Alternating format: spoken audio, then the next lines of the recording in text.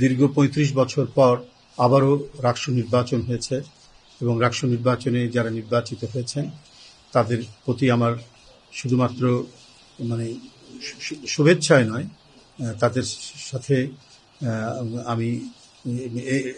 কয়েকটি কথা বলবো। সেই কথাটি হলো যে বিশ্ববিদ্যালয়ের এখন যে পরিবেশটি আছে এই পরিবেশটি যেন অক্ষুণ্ণ রাখার ক্ষেত্রে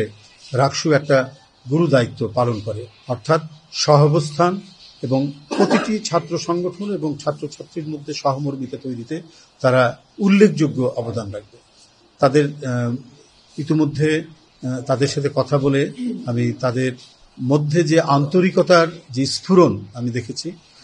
সেটার থেকে আমার কাছে এটা মনে হয়েছে তারা এই বিশ্ববিদ্যালয়ে যে পরিবেশ থাকা দরকার একটি বিশ্ববিদ্যালয়, বিশেষ করে শিক্ষার পরিবেশ, জ্ঞান চর্চার পরিবেশ,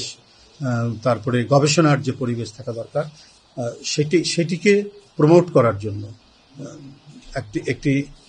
বিশ্ববিদ্যালয়ের নির্বাচিত সংসদ যে দায়িত্ব পালন করে, যেভাবে আমরা অক্সফোর্ড ইউনিয়ন দেখেছি, যেভাবে অন্যান্য পৃথিবী বিখ্যাত যে আলমা ম্যাটার যে শিক্ষা প্রতিষ্ঠানগুলোর ইউনিয়ন যে ধরনের দায়িত্ব পালন করেছে,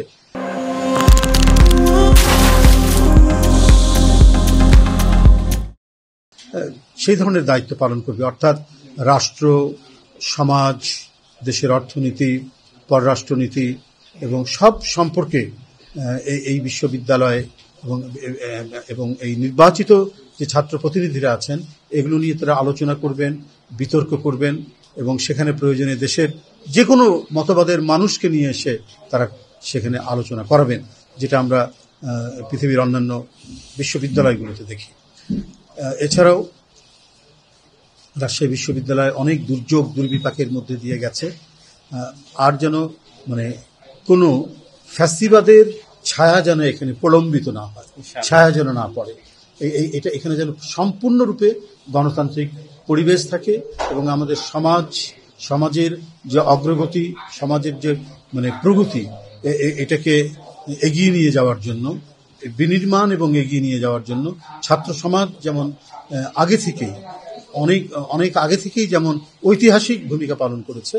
এখানেও রাকসু এবং এখানে সকল ছাত্র সংগঠনগুলো একই ধরনের, বিশেষ করে গণতন্ত্রকামী ছাত্র সংগঠনগুলো যারা ফ্যাসিবাদের আমলে গণতন্ত্রের জন্য লড়াই করেছে, তারা একইভাবে এখানে কাজ করে যাবেন এবং সেই শিক্ষার পরিবেশ নিশ্চিত করার যে বিশ্ববিদ্যালয়, সে পরিবেশ নিশ্চিত করবেন।